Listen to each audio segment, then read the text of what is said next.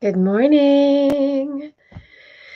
Good morning. Good morning. We have some leftover sailing hair in the house, and we are back in the harbor for the moment. We will see what God has in store for us today. Good morning, Allison. Bettina, bonjour. Lily, bonjour. Stephanie, bonjour. We actually went swimming yesterday. What? There's this gorgeous little cove off the coast of it's actually off an island next to called Porquerolles, and the little cove is called Notre Dame, and it was turquoise blue waters, and there's a little chateau ruin up in the corner. Oh, heavenly, heavenly, heavenly. We had beautiful sailing. We were at 8. Stephanie, you can appreciate this. What was our top, babe? 8.5, 8.5, 8.5, 8.6. Knots, sailing only. Good morning, Joe. It was beautiful. So I have a special message today. A very special message that Dave's giving me my setup. I don't know who needs to hear this. I have a beautiful reminder for all of us. As we're moving through A Course in Miracles together, and as you're moving through the rest of your life, I want to share a reminder, a really beautiful, really, really important reminder. So I'm going to invite you to feel this, to remember this, to honor this. As you move through this space, and when you find yourself experiencing any kind of behavior at all, any kind of behavior, any kind of action, any kind of thought, any kind of interaction that's not a real reflection of who you are, I want you to remember that and forgive yourself immediately. When the Course is talking about grievances, it's not just talking about the grievances that you have towards others and seeing past their humanness and into their light. It's talking about us, seeing past our own grievances, our own humanness, and remembering that we are light. I cannot tell you how much of my life I spent in self-punishment, how much of my life I spent in guilt and reflection of, oh my gosh, I can't believe I did that. I'm a horrible person. What's wrong with me? I'm supposed to be this. I'm supposed to be that. I'm supposed to be spiritual. I'm supposed to be better than this. I know better than this. What's wrong with me? What's wrong with me? How much of my life I spent making myself wrong. Thinking somewhere, buying into some illusion inside, if I could just make myself wrong enough, maybe it would atone for my sins. Maybe it would make me better. Maybe somehow, some way, and to some extent of guilt or sacrifice or punishment, it would make me better. It would absolve me of my sins. That's not how it works. It's really not how it works. When we are harboring that energy against ourselves, we are blocking ourselves from the light that we are. We are keeping ourselves in the illusion. It's a really incredible intrinsic way the ego continues to hold us back. So really, a really, really important message for all of us today. As you move through your human experience, please, anything where you come out the other side and you say, that wasn't a real reflection of who I am, immediately forgive. And remember something else. God uses everything. God uses everything. If you find yourself yelling at your kids, you find yourself, whatever it is, doesn't matter. Remember, God uses everything. Everything. Forgive yourself immediately and remember who you are. Don't make yourself wrong. Stop making yourself wrong. Okay? We got this? How's this feeling? Karen, buongiorno, buongiorno. Elaine, bonjour. Thank you, David, my love. I love you so much. I have the best husband in the whole wide world. I really do. I'm sure you all do too. Yeah, like you said, don't take it away from theirs. Because don't take it away from theirs.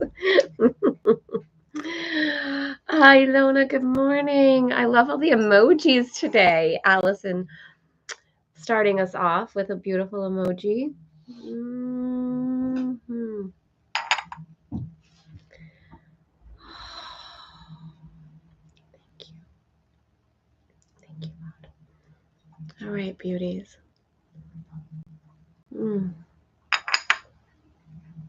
I love you. Thank you for being here. Really, thank you for being here.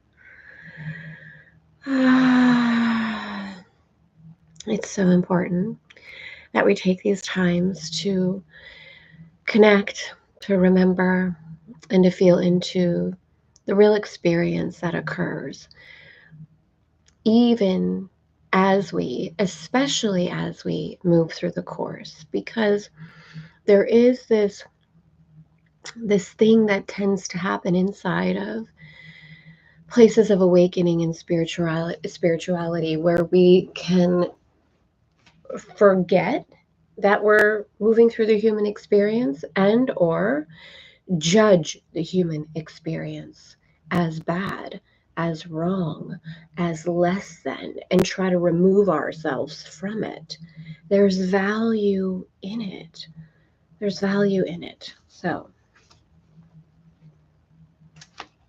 that's the Monday morning message today. All right, beautiful ladies. Oh, and how perfect is the lesson today? All right. Father, Mother, God, thank you, thank you, thank you for all of it, all of it. Thank you for the reminder to love ourselves fully. Thank you for the reminder of the gift that we are. Thank you for the reminder that no matter what we have done, not done, said, not said, no matter what, that we are the light of the world. That is our only function. That is why we came. Remind us today to utilize every experience for our awakening, to let go of the illusion that we are wrong, that we are bad, that we are evil, that we deserve to be punished in any way. May we release it fully and continue to choose love. This or something even better for the highest good of all concerned. Amen. Amen. All right. On Friday, we had lessons. I don't have my glasses. Do I have any glasses over there? You know what? We got this. On Friday was lesson 72. Holding grievances is an attack on God's plan for salvation. We had a big one on Friday, and we took some time to really move through it.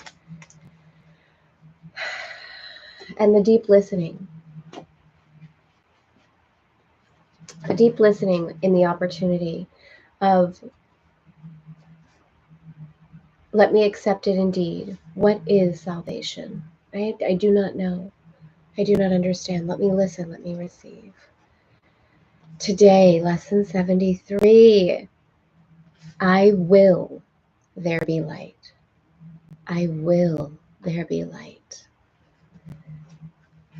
Today we are considering the will you share with God. This is not the same as the ego's idle visions. Maybe I should go. Let's see. Let's just see if there's glasses. Let's make this a little easier. Let's see. Excuse me. Excuse me, ladies. Okay. All right. No straining. No straining required. Today we are considering the will you share with God.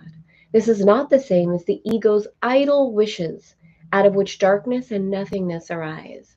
The will you share with God has all the power of creation in it. The will you share with God has all the power of creation in it. The ego's idle wishes are unshared. This is important. The Course is going to talk a lot about this, that as we share from the space of true creation, whatever we share is naturally increased. Whereas the ego buys into the illusion that whatever we share, we lose, that there's a limitation to it. A really, really beautiful opening. The ego's idle wishes are unshared and therefore have no power at all. Its wishes are not idle in the sense that they can make a world of illusions in which your belief can be very strong. Okay, but they are idle indeed in terms of creation. I'm going to read this again. This is really good.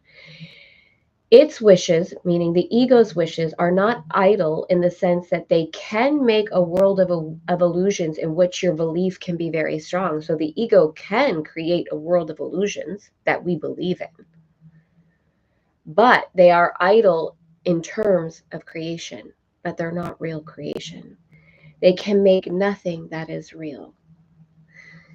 The Course will say, though, that if you believe in the illusion, you're believing it, right? It becomes your experience. It doesn't mean it's real, but if you believe in it, it's your experience. Idle wishes and grievances are partners or co-makers in picturing the world you see. The wishes of the ego gave rise to it, and the ego's need for grievances, which are necessary to maintain it. Feel into that for a minute. The ego needs something to be upset about, fearful about, guilty about, in order to maintain itself.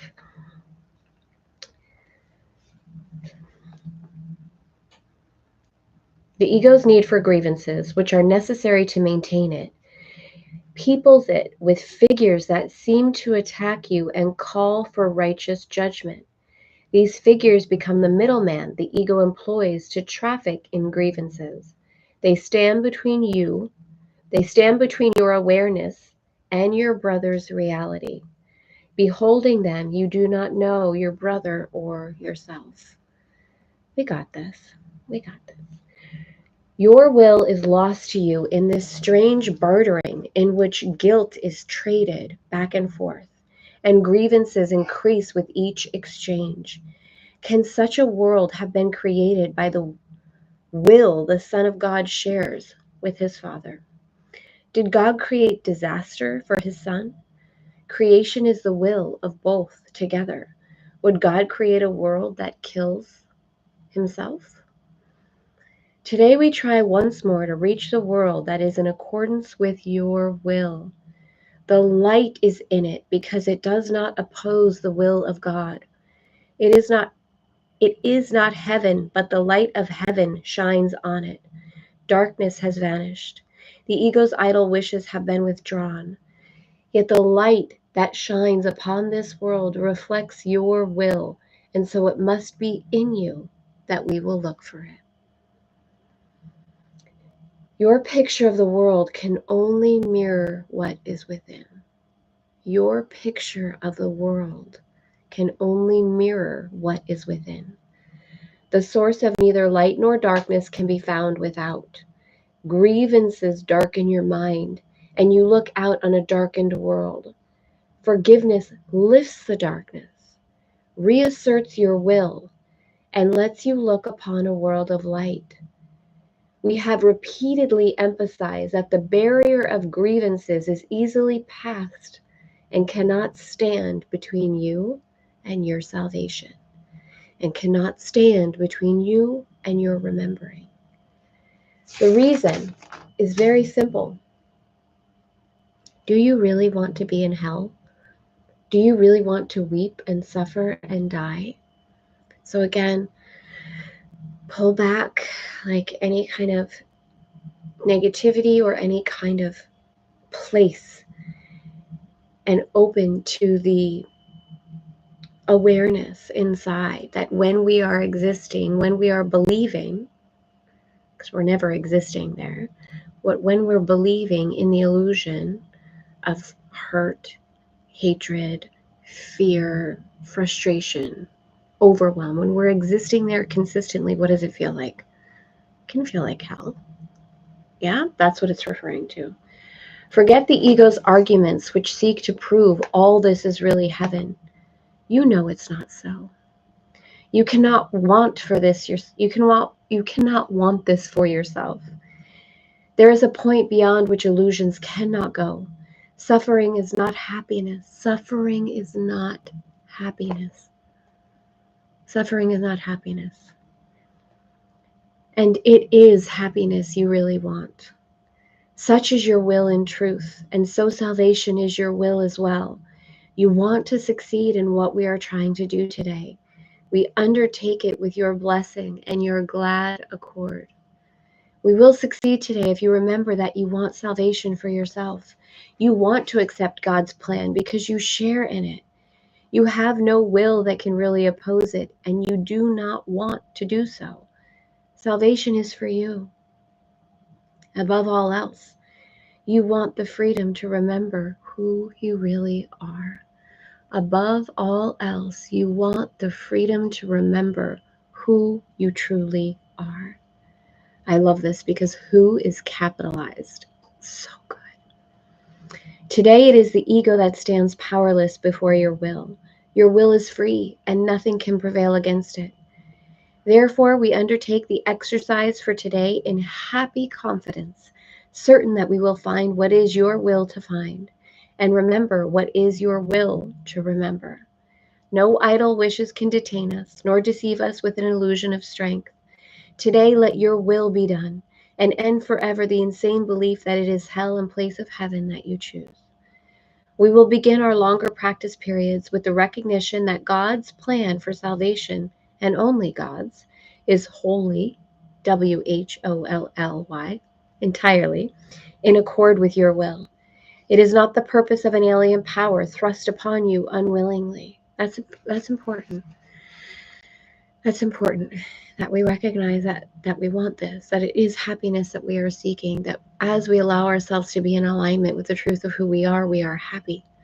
This is why anything that you've done or haven't done, or that you will do or not do, any experience in the physical world, that's not what justifies your light. That's not what justifies your ability to be happy, your ability to be whole.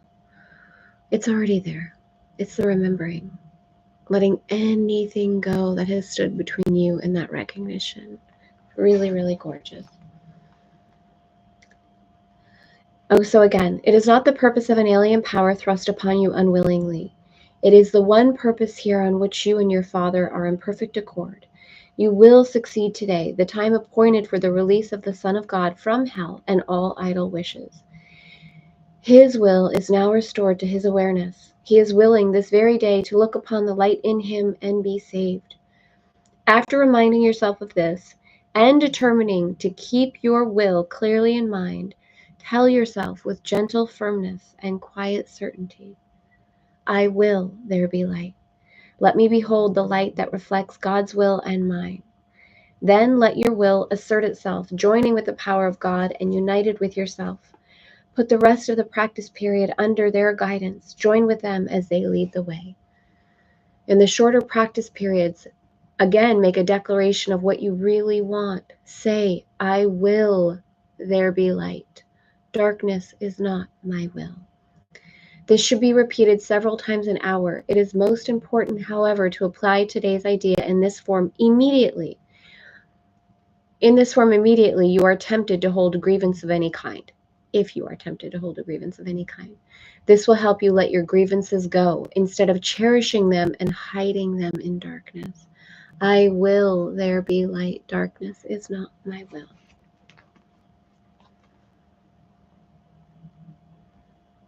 Amen. How are we?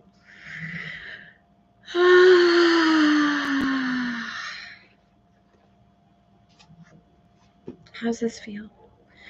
I would love just to hear, are you able to receive this? I know it can feel kind of wordy at times. Can you feel beyond the words and into the intention of I will there be light?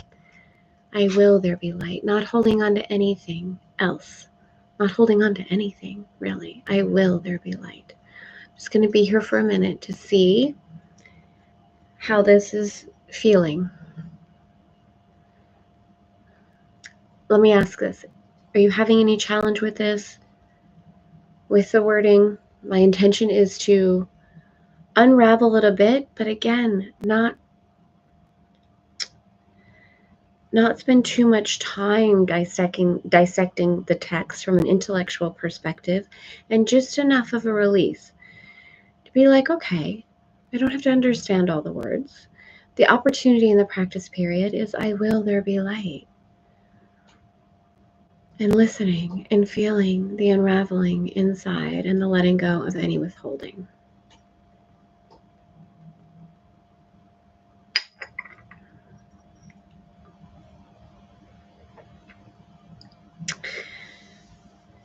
So, Allison, it feels new. I'm opening to considering I will there be light. Karen, I'm ready to practice wholeheartedly. Joe, yes, I do struggle with it, but not sure what. Okay. So, and I see there's a question. Is it pratik? Like an overall YouTube question that if we have a moment, I will respond to. So staying with the context of where we are today, it's okay to feel some struggle inside of it and yet not even know what. There may be resistance, there may be just a desire to understand, there may be, gosh, like what Allison is feeling, like this feels a little new. When we are so used to holding on to places inside of ourselves for a number of reasons, whether we feel like holding on to it is a form of protection, it's a form of default, it's a form of, well, this is just what I was taught. I was taught that I protect myself by making someone else wrong, and that's what makes me right. We're not taught it like this is what you do. It's what we see. It's what we see. It's what we respond to. We utilize it very often as a form of protection, as a form of distancing, as we let go of our internal grievances, external grievances, which are really internal grievances. And we continue to surrender to it's okay for me to recognize that I am light, that I will there be light, that as I walk through the world this way, it can feel a bit uncomfortable at first. And we want to just, well, why? Well, why? Well, why is it okay? So I encourage you, and thank you for sharing, right? I encourage you to move through the practice period, to sit with yourself. And it really is beautiful what the Course brought up on Friday. Ask for support and then listen. Right? To sit with yourself, to sit with God, to sit with life. I'm feeling some challenge around this. I will there be light. I'm here to listen. I still say yes. Show me who I am. Remind me who I am. And to sit in that space and let your inner teacher, let that support from God, from life, from creation, move inside of you. This is why, again, the practice periods are so important, because it's not just let me read this and try to make sense of it. It's let me read it, let it invoke what it's required to invoke inside of each of us individually, and then let us sit with it and let it move inside. Because you're not seeking an intellectual understanding. You're open to the movement, to the feeling inside, which is really stunning. Have you had this experience yet in the Course where you're in the practice period and it's not that you understand something, like it's not that it clicks up here. It's all of a sudden there's an overriding peace or a feeling or a goodness or a melting inside. Hey, that's a communion. That's a union. That's a oneness. Stephanie, I also struggle a bit in same, hard to pinpoint why or what. Okay, so let me know if just even this conversation, you even being able to say it out loud in my response, if that moves anything inside of you. And again, moving into the practice is what serves. Elaine, I find it tough to keep it in the day sometimes. Friday was awful for me. I want to know what's meant to happen as we move through ACIM. Some days it just feels like we're going round and round circles. Yeah.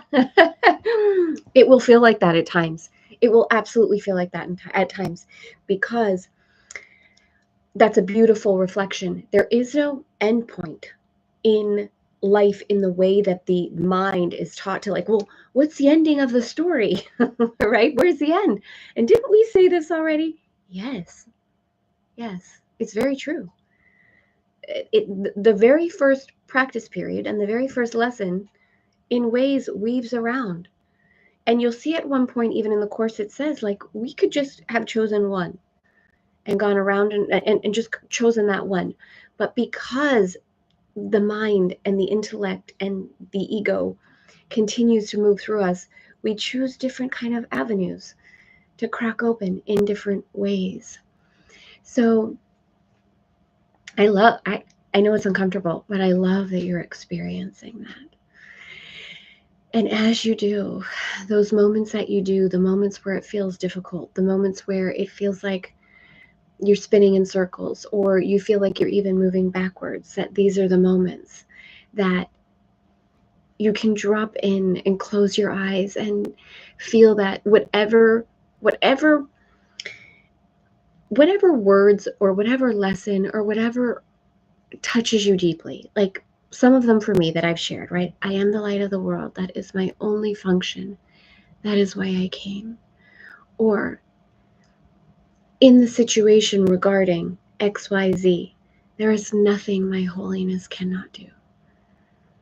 That's a really beautiful, I mean, there's so many beautiful ones, right? If there's one that you feel a particular union with, in those moments of difficulty, closing your eyes, the sensual breath, right? The practice I teach inside of Elegant Femme, where no words are required, just the breathing in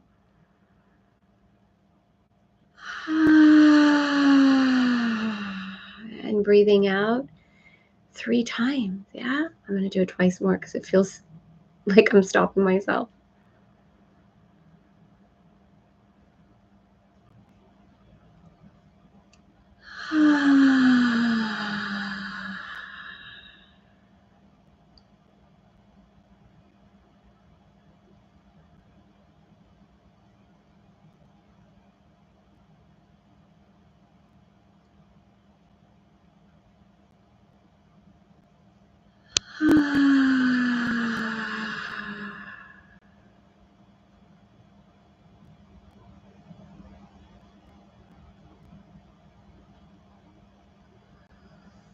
The peace that's there. The peace that's there.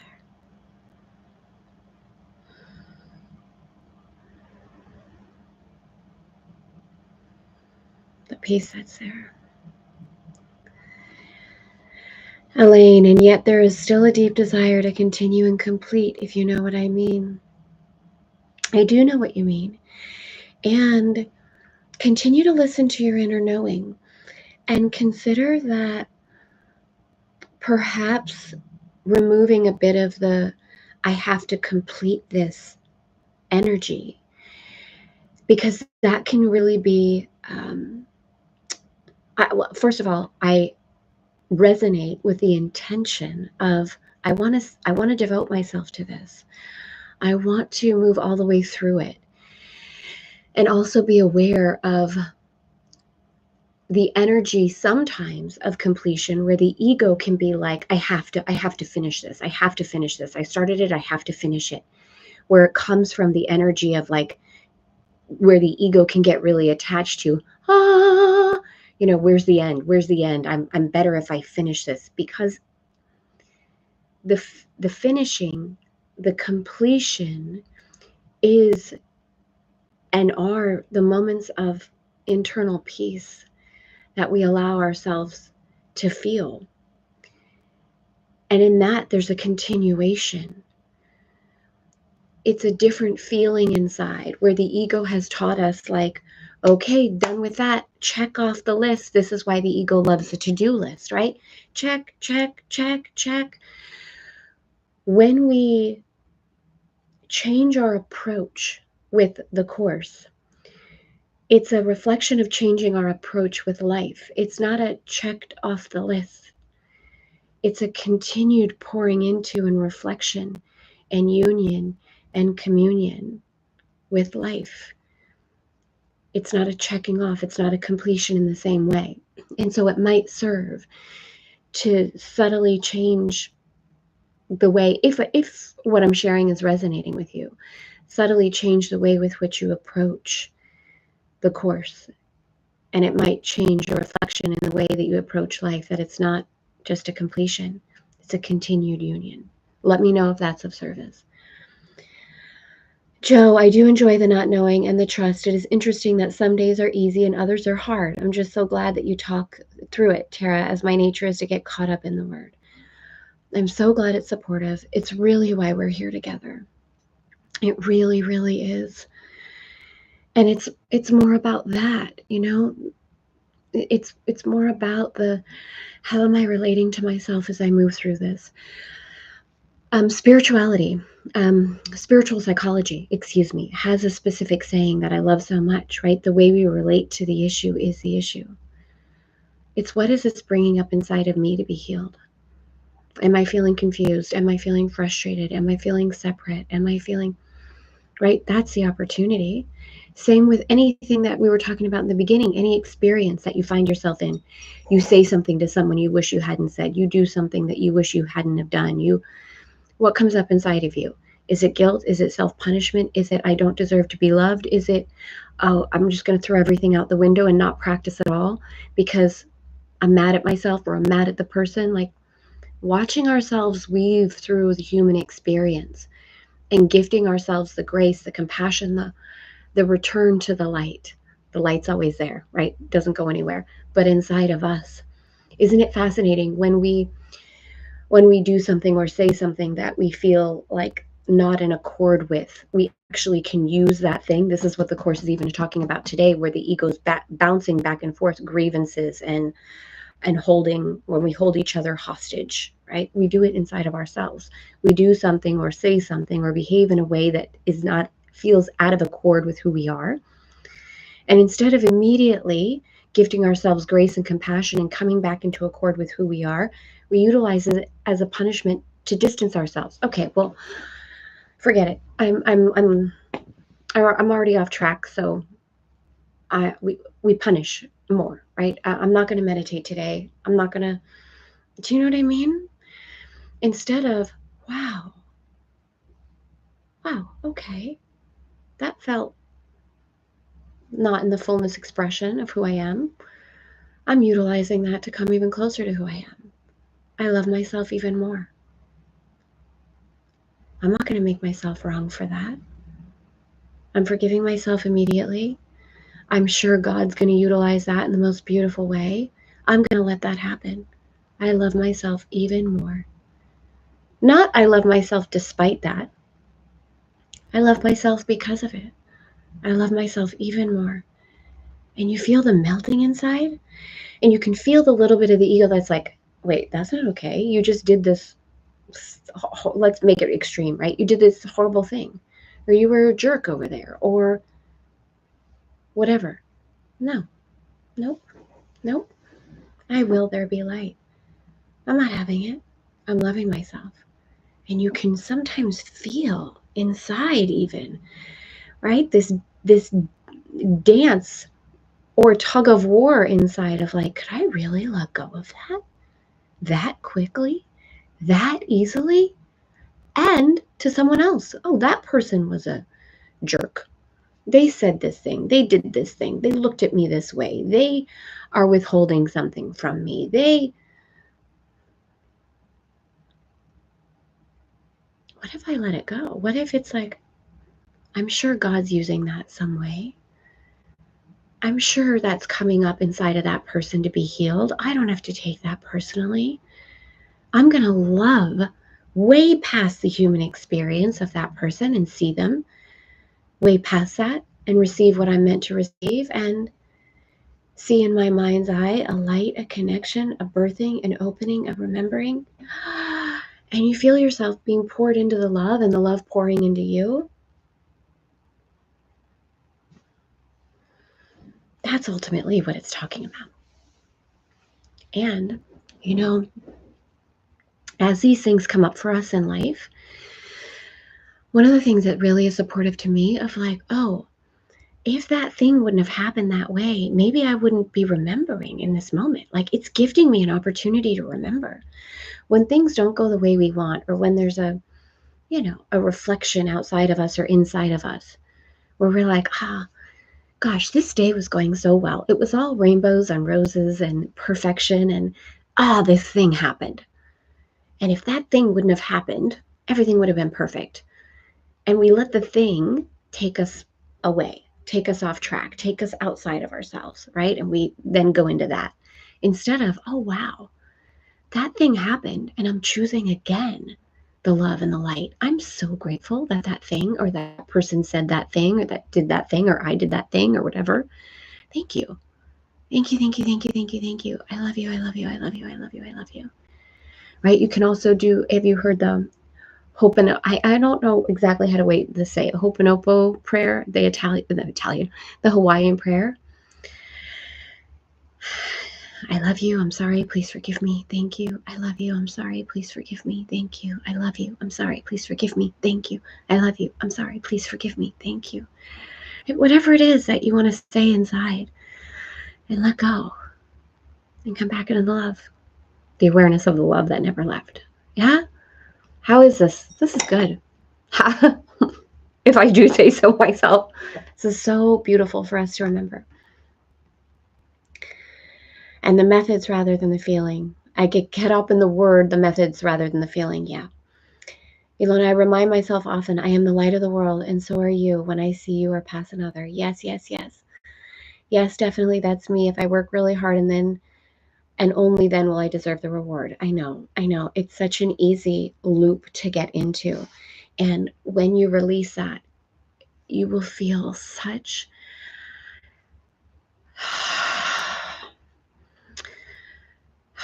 tenderness, such remembering, and I know there are times in your life when you have felt it, right? All of us have that overwhelming like love, and it's like, it's okay for me to feel this love. It's okay.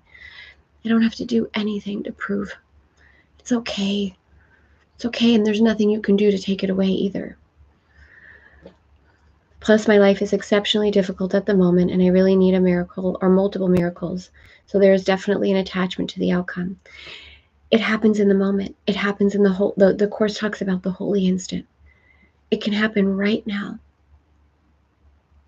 Right now, you can let yourself off the proverbial hook. Right now, today, you can feel it. Today, you can feel it.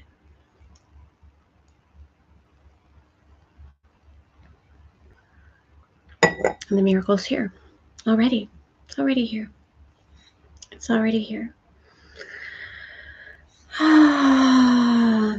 Thank you all so much for being here with me today. I'm sending you all so much love. So much love.